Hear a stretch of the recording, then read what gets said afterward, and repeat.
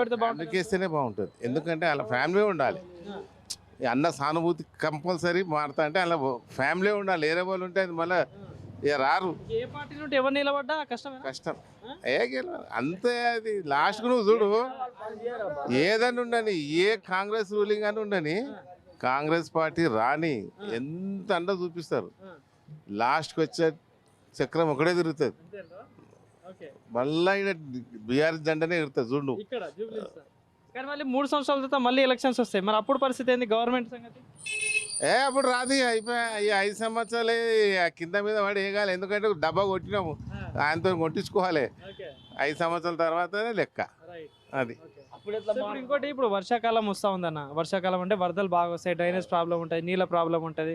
So మరి ఎట్లా, మరి మీ పరిస్థితి ఎట్లా మరి ఇక్కడ? ఇప్పుడు ఎగ్జాంపుల్ మా ఎమ్మెల్యే ఉన్నప్పుడు మేము డ్రైనేజ్ లైన్ బంద్ ఉంటే ఖాళీ ఫోన్ చేస్తే రెస్పాన్స్ అవుతుండే.